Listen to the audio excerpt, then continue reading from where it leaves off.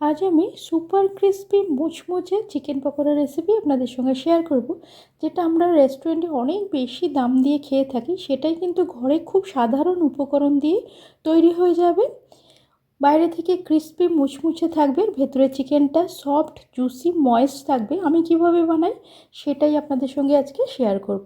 নমস্কার, মুনমুনের ঘরোয়া রান্না থেকে আমি মুনমুন। আমার চ্যানেল পেজে আপনাকে জানাই অনেক অনেক স্বাগত। একটা ছোট মিক্সি জারের মধ্যে আমি এখানে পরিমাণ মতো রসুন, আদা, কাঁচা লঙ্কা দিয়ে পেস্ট তৈরি করে নেবো। তবে আপনারা চাইলে এটা শিলেতেও বেটে নিতে পারেন। ইউটিউবে সকল বন্ধুদের বলবো ভিডিওটা দেখে হাইপ করে একটু পয়েন্ট দিও প্লিজ। এটা পেস্ট বানিয়ে নিয়েছে।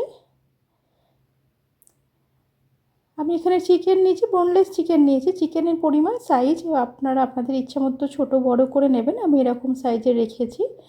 আদা, রসুন আর কাঁচা লঙ্কার যে পেস্টটা বানিয়েছিলাম ওটা দিলাম, হলুদ দিলাম, একটু কাশ্মীরি রেড চিলি পাউডার দিলাম, ধনে গুঁড়ো, জিরে গুঁড়ো, গোলমরিচের গুঁড়ো দিলাম, লেবুর রস দিলাম। হাতের কাছে পাতি লেবু না থাকলে আপনারা দইও দিতে পারেন বা ভিনিগারও দিতে পারেন।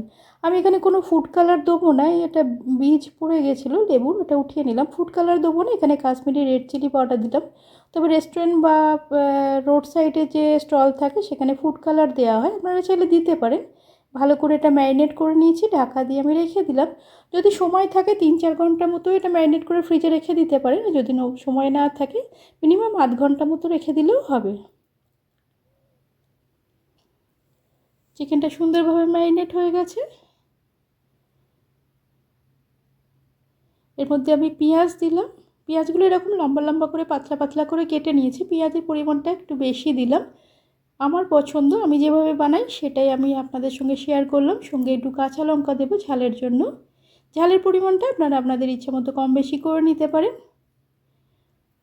এর মধ্যে নুন দিলাম, আলাদা করে জল দেবো না, নুন দেওয়াতে যে জলটা বেরোবে তাতেই কিন্তু এটা মাখা হয়ে যাবে। পরিমাণ মতো বেসন দিলাম, ওই হাফ কাপের মতো বেসন দিয়েছি। আর 4-5 চামচের মতো আমি এখানে কর্নফ্লাওয়ার দিলাম। কর্নফ্লাওয়ারের পরিবর্তে আপনারা চালের গুঁড়োও দিতে পারেন। দিয়ে এটা দেখুন ভালো করে চটকে চটকে এটা মেখে নিয়েছি। মেখে 10-15 মিনিটের মতো রেখে দেবো। একটু কাঁচা সর্ষের তেল দিলাম, দিয়ে এটা ভালো করে মিশিয়ে নেব। আলাদা করে জল দিইনি, জল না দেওয়াই ভালো যাবে। খুব যদি দরকার পড়ে 2-3 চামচের মতো জল দিলেই কিন্তু এরকম একটু মাখা মাখাটা হবে। এরকম মাখাটা হলে এটা সুন্দর একটা শেপ হবে। আমি কিন্তু এর মধ্যে ডিম ব্যবহারও করব না, ডিম ছাড়াই একদম সুপার ক্রিস্পি ময়েস্ট জুসি চিকেনটা থাকবে। উপর থেকে একদম ক্রিস্পি ভাজাটা হবে, খুব সুন্দর খেতে হবে। এটা খুব সিম্পলভাবে ঘরেতেই তৈরি করে নেওয়া যায়। গ্যাসের মধ্যে কড়াই বসিয়ে কড়াইটা গরম হলে আমি এখানে রিফাইন অয়েল দিয়েছি। তেলটা গরম হলে দেখুন চিকেন পিসগুলো এভাবে নিয়ে আমি মিডিয়াম যে তেলটা গরম হয়েছে ওর মধ্যে দিয়ে দেবো। দিয়ে লো ফ্লেমে এটাকে ভাজবো একটু। আমি ডবল ফ্রাই করব এটা সুপার ক্রিস্পি করার জন্য, তবে আপনারা চাইলে সিঙ্গেল ফ্রাইও করতে পারেন। পকোড়াগুলো দিয়ে দিলাম। দেওয়ার পরে 1 মিনিট এটা ডিস্টার্ব করবো না, 1 মিনিট পরে এগুলো উল্টে পাল্টে নেবো। আমি যেহেতু ডবল ফ্রাই করব সেই জন্য হাফ ফ্রাই হলে এটা আমি উঠিয়ে নেব। এখন বর্ষার সময় ভাজাভুজি নানা রকম খেতে একটু মন চায়, বা এটা বাচ্চাদের যদি বার্থডে পার্টি থাকে, বার্থডে কোনো গেট টুগেদার থাকে, তখনও কিন্তু এটা বানিয়ে নেওয়া যায়। খুব সিম্পলভাবে ঘরে থাকা জিনিস দিয়েই তৈরি হয়ে যায়। ডবল ফ্রাই করব তাই জন্য এটা হাফ ফ্রাই হয়েছে, এখনই উঠিয়ে নিলাম। দেখুন কি সুন্দর ভাজাটা হয়েছে। প্লেটের মধ্যে একটা টিস্যু পেপার দিয়েছিলাম এক্সট্রা যে অয়েলটা ওটা অ্যাবজর্ব হয়ে যাবে বলে। বাকি চিকেনগুলো দিয়েও কিন্তু এভাবে ভেজে নেব।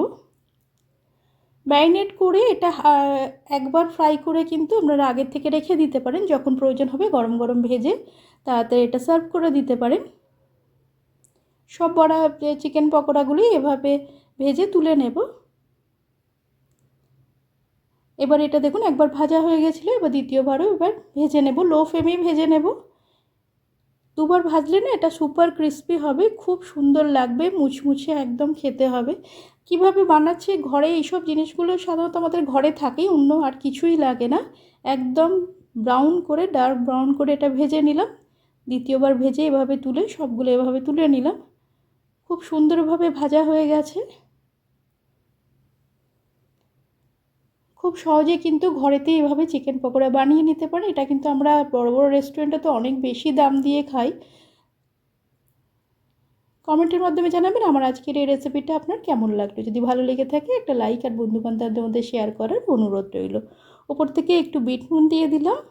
দেখুন চিকেনটা একদম টেক্সচারটা দেখে বুঝতে পারছেন সফট ময়েস্ট আর জুসি হয়ে আছে চিকেনটা। আর ওপরে যে কোটিংটা একদম সুপার ক্রিস্পি হয়ে থাকে। পেঁয়াজগুলো একটু বড় বড় করে কেটেছি, এগুলো বেসন আর কর্নফ্লাওয়ার মধ্যে ফ্রাই হয়ে না একদম ক্রিস্পি মুচমুচে হয়ে থাকে, খুব সুন্দর লাগে খেতে। এটা একবার ফ্রাই করে আপনারা রেখে দিতে পারেন আগের থেকে, আর যখন প্রয়োজন হবে তখন আরেকবার গরম গরম ফ্রাই করে কিন্তু দিয়ে দিতে পারেন। বার্থডে পার্টি হোক, সন্ধেবেলা স্ন্যাক্সে হোক, বা বাচ্চাদের এমনি খেতে ইচ্ছা করলেও বানাতে পারেন, বাড়িতে কোনো গেট টুগেদারেও কিন্তু বানাতে পারেন। কমেন্টের মাধ্যমে জানাবেন আমার আজকের এই রেসিপিটা আপনার কেমন লাগে। যদি ভালো লাগে একটা লাইক আর বন্ধুবান্ধবদের শেয়ার করার অনুরোধ রইল। আপনি যদি আমার ভিডিও প্রথম দেখেন, ভিডিওটা দেখে যদি আপনার ভালো লাগে, ফেসবুক থেকে দেখলে পেজটা ফলো করে সঙ্গে থাকার অনুরোধ রইল। এতক্ষণ ধৈর্য ধরে ভিডিও দেখার জন্য অনেক ধন্যবাদ। নমস্কার।